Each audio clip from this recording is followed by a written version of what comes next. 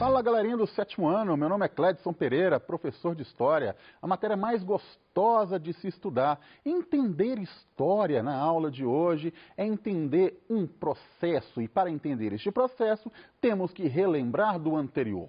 Por isso, a aula de hoje, nós vamos falar do início da colonização do Brasil. Entender por que os portugueses chegaram a este território. Vale lembrar que Brasil não era o nome original dessa terra. Os nativos, os indígenas, como assim chamamos, não chamavam essa terra de Brasil. Esse é um nome dado pelos portugueses quando chegaram a esta terra. Por isso, a aula de hoje nós vamos relembrar este processo, relembrar como se deu a relação entre portugueses e indígenas. Vamos começar com o que chamamos de grandes navegações. Falar em navegação, nós vamos pensar em navio. Navio faz parte da sociedade humana desde a antiguidade. Não é de hoje que os homens vivem da água.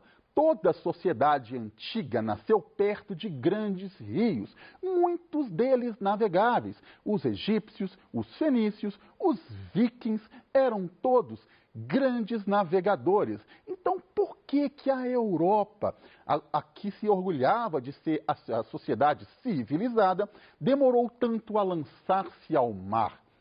Temos que lembrar que quando o Império Romano do Ocidente cai, a estrutura social da Europa muda de centralizada para descentralizada, de urbana para rural. Este processo vai seguir durante 10 séculos. Essa transformação social só vai se transformar em urbana novamente ao final destes 10 séculos. A ciência ficava a cargo da igreja. Quase tudo que era produzido tinha que ter o aval teológico.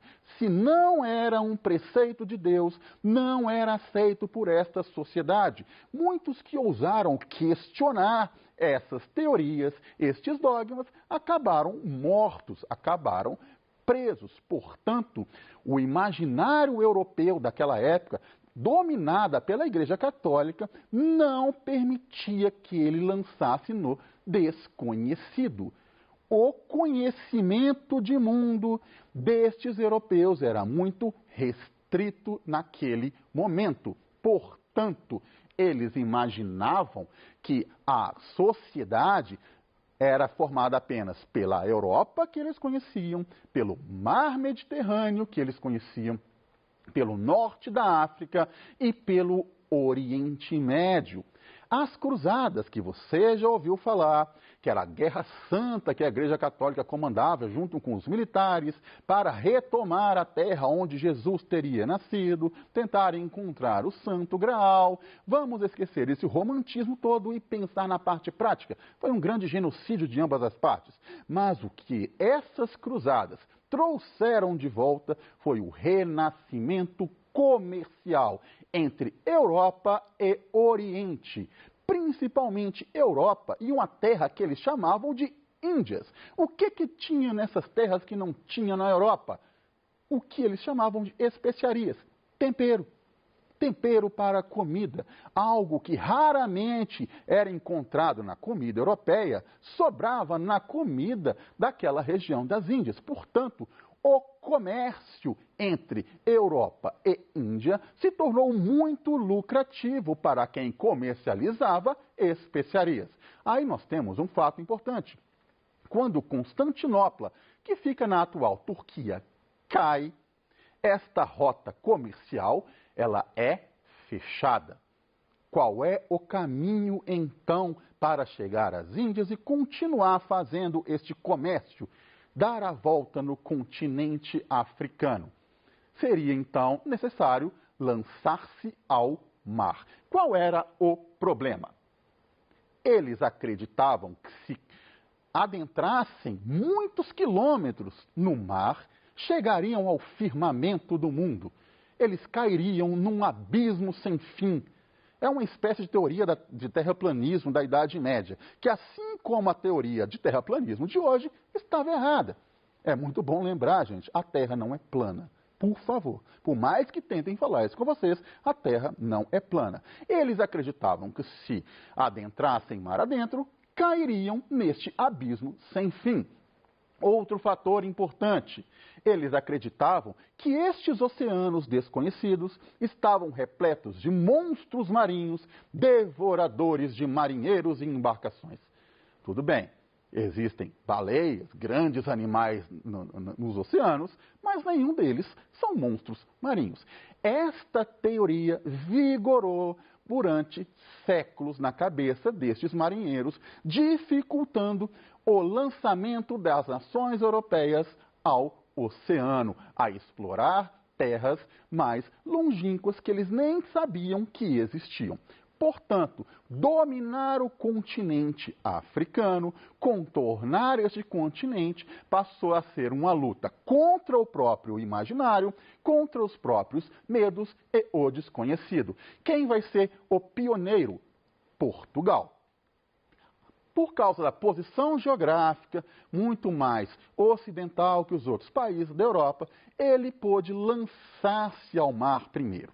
Mas para isso tinham que contornar aos poucos o continente então desconhecido da África. Eles não tinham praticamente noção nenhuma do tamanho deste continente. A primeira conquista destes europeus foi a tomada de uma cidade chamada Ceuta, em 1415.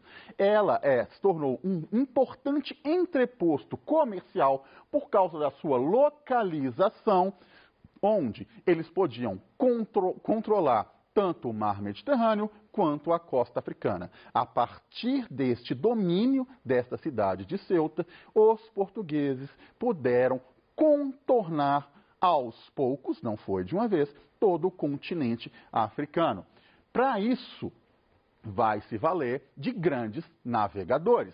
A gente sabe que a história conta que Pedro Álvares Cabral chegou ao que chamamos hoje de Brasil em 22 de abril de 1500, mas também sabemos que somente em 1488 Bartolomeu Dias conseguiu contornar o continente africano.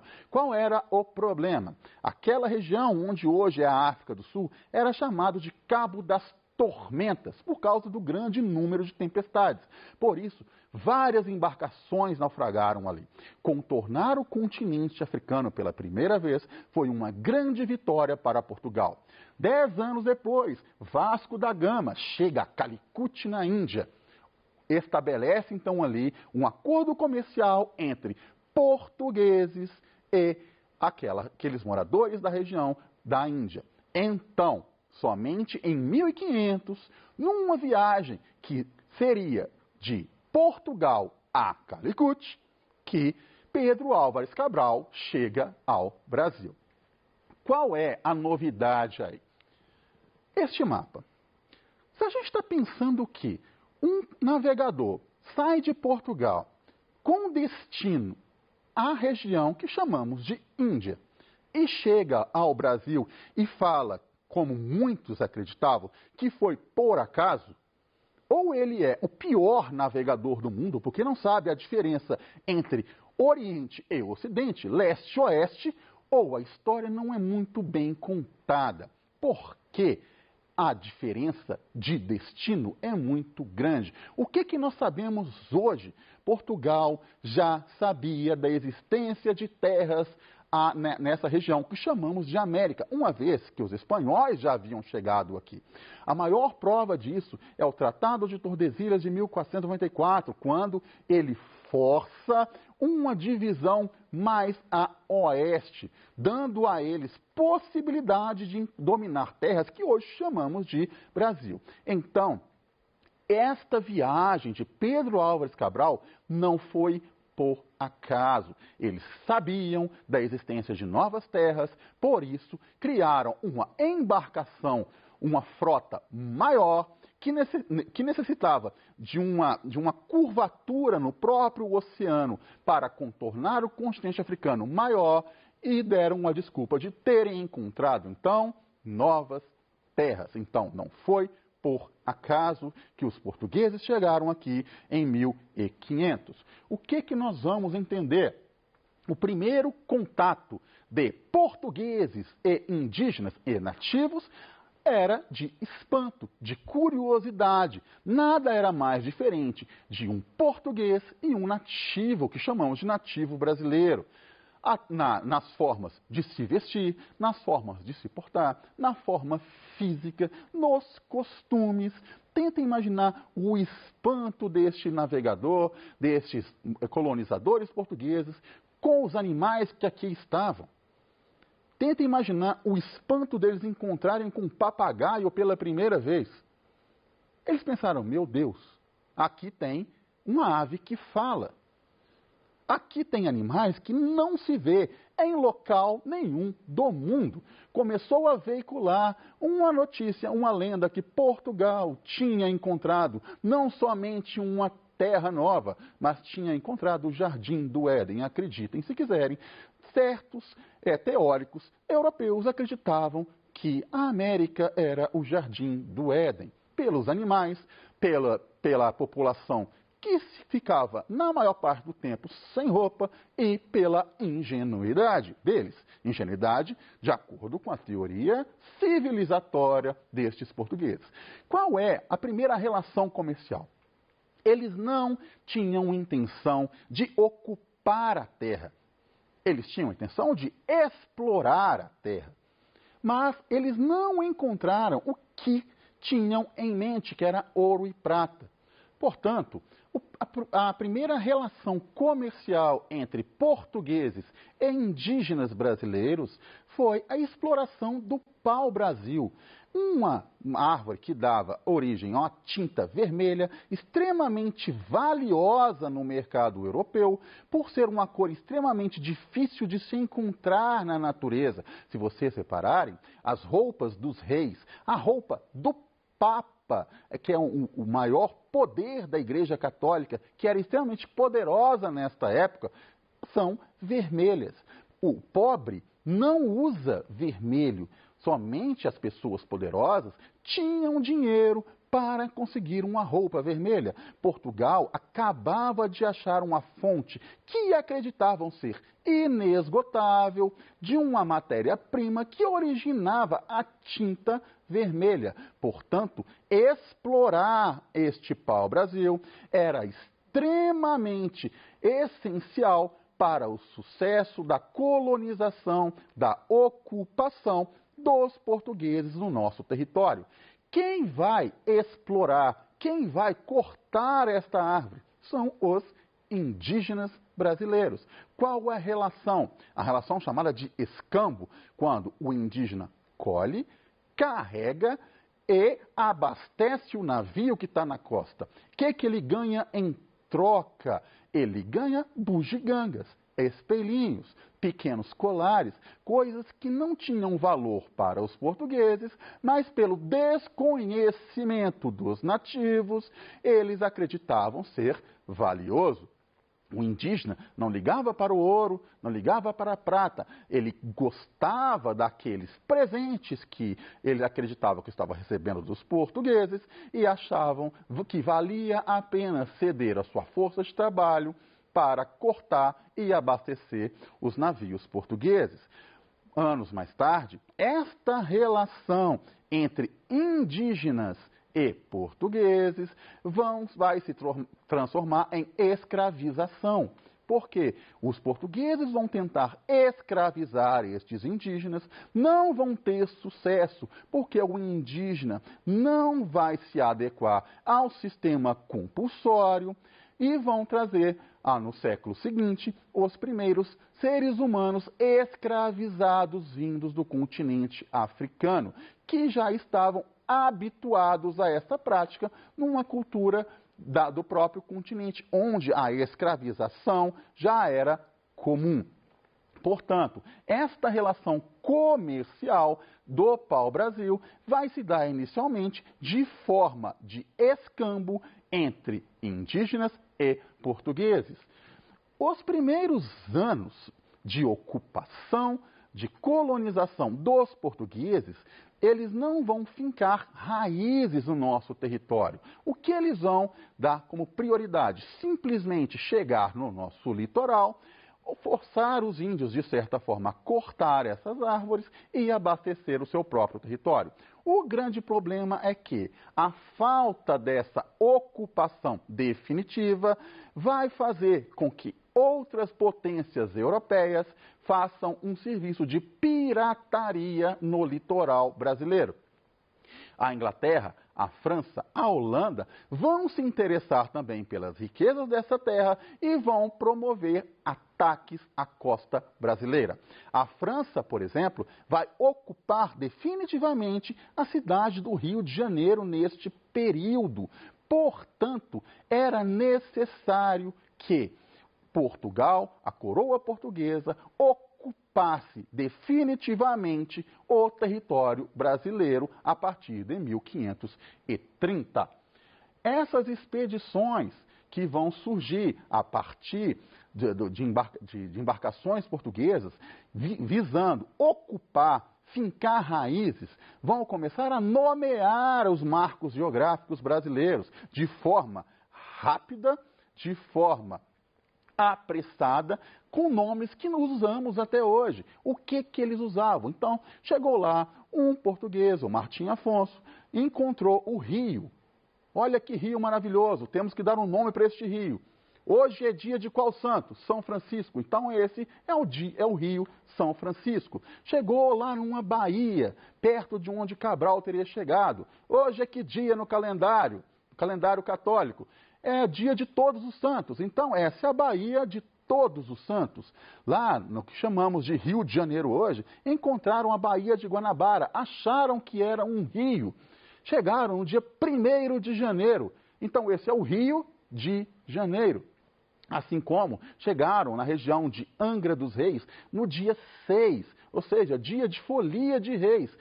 Deram o nome então de Angra dos Reis. Essa forma apressada de nomear estes marcos geográficos foi uma forma de oficializar a ocupação. Os primeiros moradores que vieram para cá vieram um sistema que chamamos de capitanias hereditárias. Por quê? A coroa cedia o território a nobres portugueses e eles tinham que ocupar, transformar a terra, combater rebeliões dos nativos, catequizá-los da forma mais rápida possível, produzir e dar lucros à coroa. É muita coisa para se fazer para ter pouco retorno financeiro. Das capitanias surgidas, como o mapa está mostrando aí, somente 2 vigoraram. A capitania de São Vicente, que hoje é o estado de São Paulo, e a capitania de Pernambuco, que recebe o nome do estado. Somente estas vigoraram. Certamente, o sistema de capitanias hereditárias não deu certo e Portugal vai enviar, 19 anos mais tarde, um governador geral. Desta forma, colocando um administrador oficial dentro da colônia, tendo obrigação de trazer moradores, trazer pessoas vindas de Portugal para residir na colônia. Pessoas, inclusive, tinham que ser brancas, porque a população estava ficando de uma cor que eles não aceitavam pelo racismo, pelo preconceito, porque estavam se relacionando com a população indígena. A população estava ficando mestiça demais aos olhos racistas portugueses, aos olhos europeus portugueses. Portanto, trazer mulheres para se casar com estes colonos era essencial para o projeto de ocupação, de formação de uma sociedade portuguesa aqui no Brasil. Outra forma de exploração foi o açúcar. Quando o pau-brasil ele entra em declínio, a produção de açúcar, especialmente no Nordeste brasileiro, na capitania de Pernambuco, começa a tomar a liderança do centro financeiro desta colônia. O açúcar era extremamente valioso para aquela sociedade, era valioso na Europa e passou a ser produzido aqui no Brasil. Tinha a concorrência dos holandeses, que vão ser determinantes com fornecimento de matérias, de tecnologias e anos mais tarde da própria ocupação do Nordeste, fazendo o açúcar brasileiro ser extremamente lucrativo, extremamente representado na sociedade europeia anos mais tarde. Então, os primeiros anos de colonização no Brasil têm a relação de exploração com o indígena, a exploração do pau-brasil e a produção de açúcar. A aula se encerra aqui. Espero que tenham gostado. Qualquer dúvida, entre em contato com seu professor, mande mensagens e tenha um bom dia, uma boa tarde.